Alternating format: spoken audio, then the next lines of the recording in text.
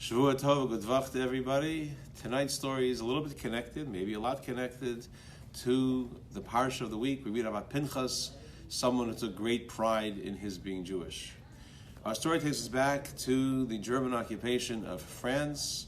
At that time, the Rebbe and his wife were living, I believe, in Nice.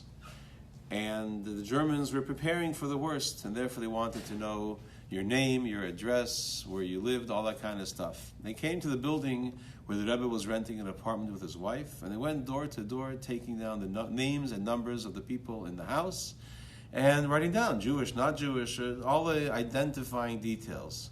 Happened to be that neither the Rebbe or his wife were home at the time. So after knocking at a neighbor's door and interviewing him and taking down his vitals, they knocked on the Rebbe's door, no one answered. So they asked the neighbor, who lives here? So he said, Mrs. and Mr. Schneerson. So he said, and who are they? What are they? How many people in the house? So he basically said they're Orthodox, which to many of us would mean an Orthodox Jew.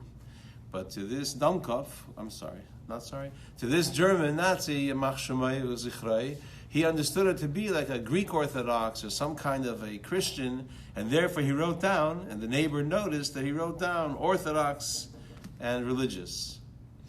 So when he left, when the Rebbe returned home, the neighbor with great joy came and said, Rebbe, I saved your life.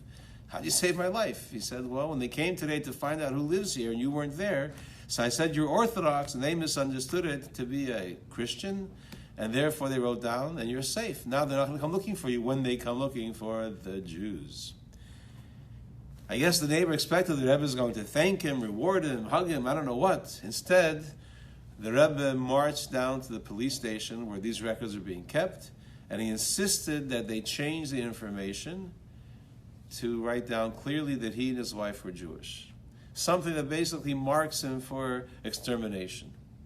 So when the Rebbe was asked, why did he do such a thing? You might think, take advantage. It's not as if you lied. It's not as if you said I'm a non-Jew, but they put you down by mistake. Take advantage of it and live. And the Rebbe said he did not want to be separate from his people and his faith, even for a moment, even on those Nazi records. So I don't expect any of us to go and put our lives in danger. But let's live, and let's live as proud Jews. That's who we are. Have a great week.